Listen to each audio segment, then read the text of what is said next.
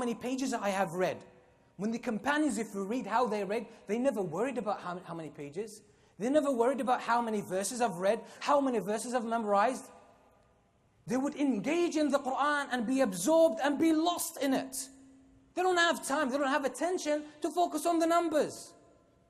But now it's all about how many pages I've read. I read 3 juz a day. How many juz you read? I read more than you. I know more than you. I'm better than you. We read the Quran to count numbers. We read the Quran to win competitions. We read the Quran so people recognize us. We learn Islam so people start respecting us. But that's not what the Quran was revealed for. That's not what Islam was sent for. It's not for that. Don't burn your life. Don't suck the light and the life out of the Quran and replace it with darkness. Wallah, it's haram what we're doing to ourselves. We need to wake up. So from now on, inshallah, the Friday khutbah will be about Islamic principles to live by. We will try to focus on how to live Islam in very simple terms. Because Islam was sent to be lived, not to be theorized about, not to talk about, not to brag about, not to use it as a tool for our own selfish reasons. Islam was sent as a way of life. Some people suck the humanity out of Islam as if Islam is like an internet code, like a website code. It's not. Humans don't function like that. We're human beings. We're human beings. Islam was sent to humans to live a human life.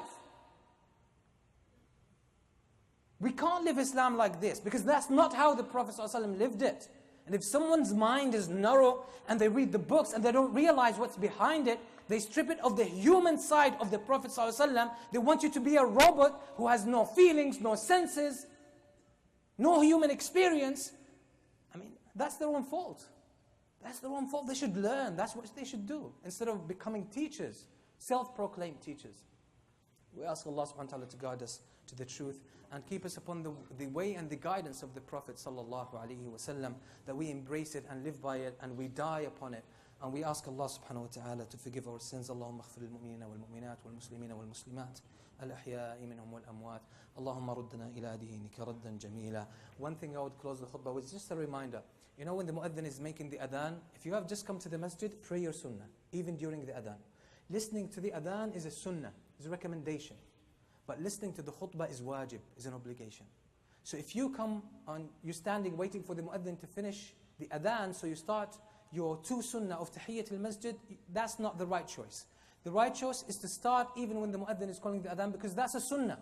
Listening to the mu'adhin is a sunnah, but listening to the khutbah is a wajib. So next time, inshallah, when the mu'adhin is making the adhan, you've just walked into the masjid, pray your sunnah straight away, so that you get ready to listen to the khutbah. Jazakumullah khair, wa sallallahu wa sallam ala nabiyyina Muhammad wa alihi wa sahbihi wa sallam.